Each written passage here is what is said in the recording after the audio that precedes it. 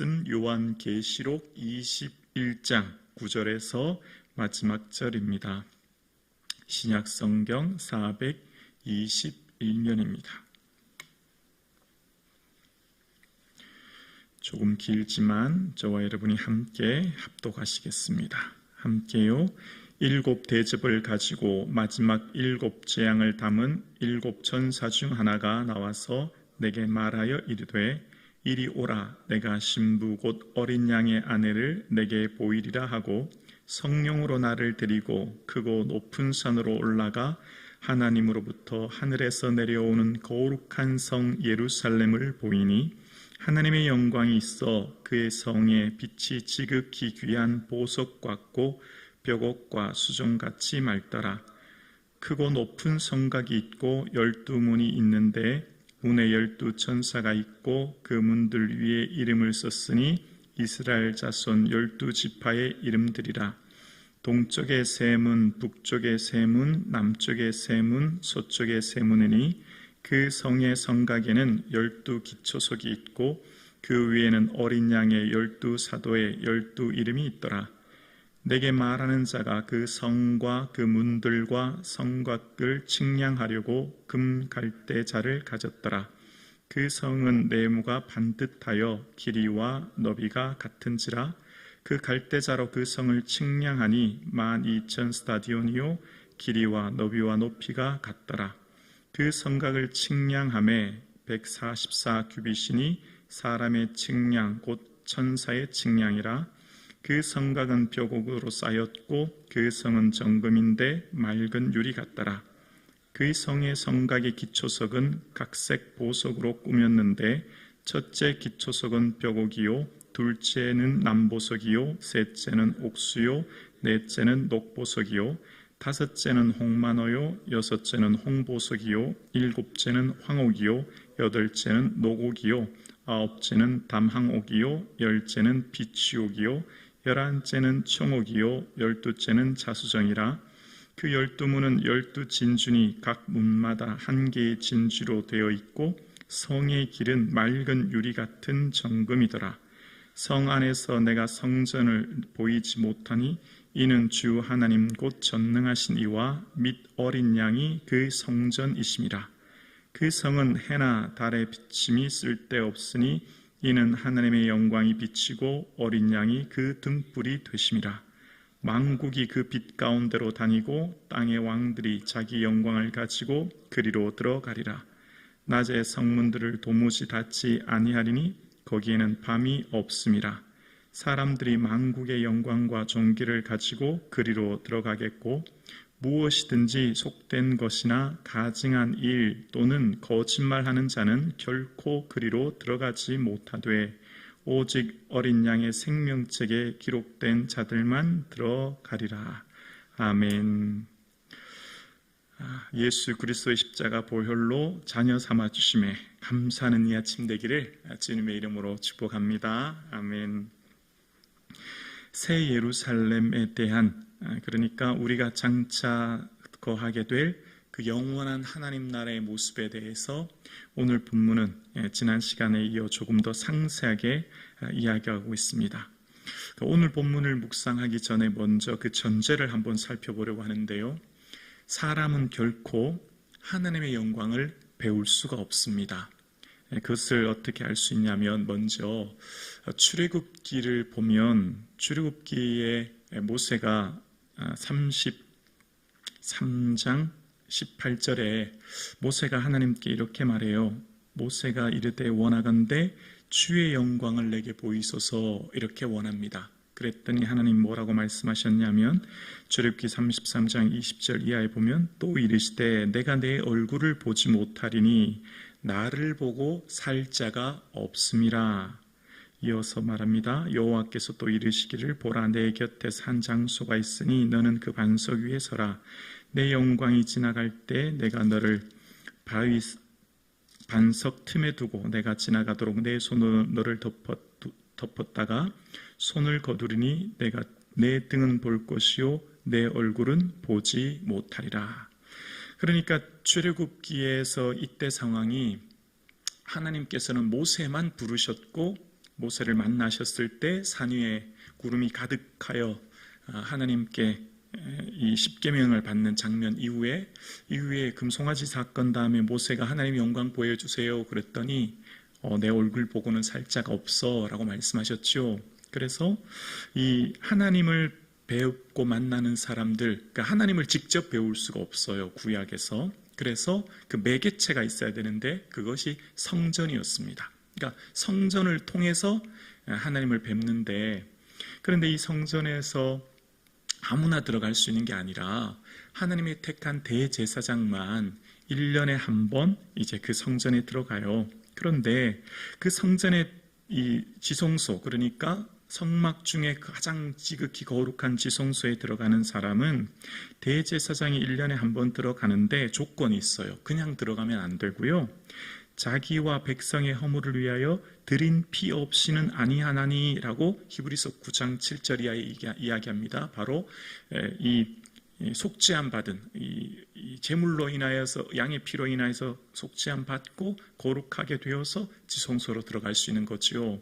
자, 그런 전제가 이제 있고 이제 오늘 본문을 읽어야 조금 더 이해가 됩니다. 자, 그러면서 오늘 본문 이제 새 예루살렘이 어떤 곳인가를 이야기하면서 9절에 보면 7 대접을 가지고 마지막 7 재앙을 담은 7 천사 중 하나가 나와서 내게 말하여 이르되 이리 오라, 내가 신부 곧 어린 양의 아내를 내게 보이리라 하고. 자, 새 예루살렘은 첫 번째 두 가지를 생각하셔야 되는데요.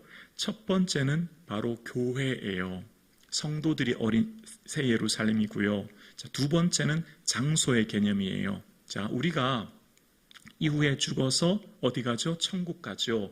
천국에 어떻게 해요? 들어가죠. 장소의 개념이죠. 그래서 이후에 26장 이후 26절 이후에 그리로 들어가겠고 그리로 들어가지 못하되, 이런 표현이 나옵니다. 그러니까 장소인과 동시에 또 하나는 새 예루살렘은 바로 신부인 우리 교회를 말하는 겁니다. 자, 그러면서 이 새 예루살렘은 어떤 곳인가를 11절에 이렇게 말하는데요. 11절에 하나님의 영광이 있어 그 성의 빛이 지극히 귀한 보석 같고 벽옥과 수정같이 맑더라. 하나님의 영광이 어떻게 해요? 그 성에 가득하게 된다는 거예요. 조금 전에는 하나님 영광을 보여주세요라고 했더니 내 얼굴을 보곤 살자가 없어 라고 했죠. 그리고 하나님 앞에 감히 어떤 누구도 죄인은 갈 수가 없고 살자가 없다고 말씀하셨는데, 하나님의 영광이 그곳에 가득 차 있는데요. 하나님의 영광이 가득 차 있는 이곳에 이 새 예루살렘에 대한 설명을 하기를 간단하게만 살펴보면 이렇습니다. 12절에 보면 크고 높은 성곽이 있고 12문이 있다는 거예요. 그리고 14절에 보면 그 성곽에는 12기초석이 있고요. 12사도의 이름이 있대요. 그리고 16절에 보면 16절에 볼게요. 그 성은 네모가 반듯하여 길이와 너비가 같은지라 그 갈대자로 그 성을 측량하니 12,000 스타디온이요 길이와 너비와 높이가 같더라. 자, 정육면체 길이, 너비, 높이가 같은데 12,000 스타디온이라는 것인데요. 2200km라는 것입니다. 엄청나게 큰 성읍이 새 예루살렘이 네모가 반듯한 12,000 스타디온이다. 이건 어떤 의미가 있을까요? 여러분 기억나십니까? 열왕기상 6장 이하에 보면 솔로몬 성전은 이전 이 성막을 확대해서 지은 성전이잖아요. 그때 지성소가 20규빗입니다. 20규빗 길이, 너비, 높이가 같은 20규빗. 그러니까 지성소를 상징하여 오늘 본문이 이야기하는 거예요. 예전에 지성소는 누구만 들어갔죠? 대제사장만 1년에 한 번 어린 양의 피로 속죄함 받은 사람만 들어갔는데, 자, 지금 이 새 예루살렘은 하나님의 지성소가 되어서 모든 사람이 이 지성소 안에 거하게 돼요. 그리고 이 지성소 안에서 뭘 보죠? 하나님의 영광이 그곳에 가득합니다. 그래서 자, 23절에 잠깐 보면 22절부터 봐야 되겠습니다. 22절 성 안에는 내가 성전을 보지 못하였으니 이는 주 하나님 곧 전능하신 이와 및 어린 양이 그 성전이 되심이라. 성전이 더 이상 필요 없대요. 왜냐하면 우리가 성전은 하나님을 만나는 매개체였는데 성전을 통해서 하나님을 부분적으로 알았는데 이젠 더 이상 그럴 필요가 없다는 거예요. 바로 하나님과 어린 양이 성전이 되시기 때문에, 그러니까 우리가 거울로 보는 것 같이 지금은 희미하게 주님을 알지만, 우리가 부분적으로 주님을 알지만 그때는 얼굴과 얼굴을 대면하여 보게 되고, 그때는 주께서 나를 아신 것 같이 우리가 주님을 온전하게 알게 되는, 그러니까 우리가 성전을 통해서 부분적으로 알던 주님을 온전하게 알게 되어서 더 이상 성전을 매개하여 통하여 주님을 아는 게 아니라 직접 하나님을 뵙는 거예요. 직접 하나님이 어떤 분인가를 알게 되지요. 어린 양이 성전이 되시기 때문이에요. 그래서 그 성전된 곳에서는 뭐가 있냐면 23절에 그 성은 해나 달의 비침이 쓸데없으니, 자, 왜요? 이는 하나님의 영광이 비추이고 어린 양이 그 등불이 되심이라. 하나님의 영광이 비추기 때문에 그곳에서는 더 이상 이 자연계에 있는 태양과 같은 것들이 필요 없다는 겁니다. 그러니까 이전에 구약에서는 감히 하나님의 영광을 볼 사람이 없는데 이제는 어떻게 되었죠? 어린 양의 피로 구속함을 받은 자들이 하나님 나라에 들어가게 되고, 그 하나님 나라에 들어간 사람들은 그곳에 더 이상 해나 달, 그래서 더 이상 밤이 없다는 겁니다. 밤은 뭐지요? 악을 상징하는 거지 않습니까? 악의 상징인 밤, 조금 어제 읽었던 바다 역시 악의 상징이었던 것처럼 그것은 더 이상 조그마한 악도 존재하지 않은 하나님의 영광만이 충만한 곳이라는 거예요. 그래서 이 요한계시록 21장에 읽으면, 21장과 22장에 읽으면 특징 하나가 있는데요. 하나님 나라인 천국을 설명할 때 무엇이 있고라고 하는 표현을 잘 하지 않아요. 대신 무엇이 없다는 표현을 해요. 예를 들면 지난번에 눈물, 사망, 애통, 곡하는 것이 다시 있지 않다 기억나시죠? 이 다음 내일 읽을 본문을 보면 저주도 없다는 겁니다. 왜 그렇죠? 없다고 하는 것이 우리가 이해가 되지, 있는 것으로는 천국을 비교할 수가 없어요. 너무나 존귀한 것이기 때문에 이 땅의 것 가지고는 천국을 감히 설명할 수 있는 게 없는 거죠. 그래서 같다라는 표현만 하는 것이죠. 그래서 없다라고 하는 것, 그러니까 눈물, 고통, 사망, 아픈 것이 없다고 하는 것이 우리가 좀 더 쉽게 이해되기 때문이에요. 그래서 뭐가 있다고요? 하나님의 영광이 충만하다는 것입니다. 그래서 그 하나님의 영광이 충만하여서 더 이상 우리가 보는 이런 태양, 여러분 태양 없이 이 땅에 생명체가 존재할 수 없지 않습니까? 그러니까 이 태양계 안에, 지구 안에 있는 어떤 피조물도 태양 없이는 존재할 수 없는 것인데, 그러나 더 이상 그 하나님 나라에서는 해나 달이 비춤이 아니라 하나님이 직접 그 영광을 비추신다는 거예요. 어린 양 대신 주 예수 그리스도께서 친히 성전이 되신다는 거예요. 친히 그 가운데 거하신다는 거죠. 그래서 우리가 그 가운데 거하여 하나님을 뵙게 되고 하나님의 그 영광 가운데 거하게 된다는 것입니다. 할렐루야. 이것이 우리의 은혜인 줄로 믿습니다. 자, 이제 이 본문을 우리에게 적용해 볼게요. 여러분, 우리에게는 뭐가 있죠? 하나님 나라의 천국이 있어요. 그러면 그 하나님 나라의 천국을 피안의 세계를 생각하고 억지로 이 세상을 참고 억지로 기도하고 억지로 예배하고 이놈의 세상 빨리 지나가야 되는데라고 사는 게 아니고요. 그 천국이 있기 때문에 천국의 희망을 오늘로 앞당겨서 현재의 삶을 어떻게 해요? 기쁨 가운데, 감사함 가운데, 충만한 은혜 가운데 현실의 삶을 살아내는 거예요.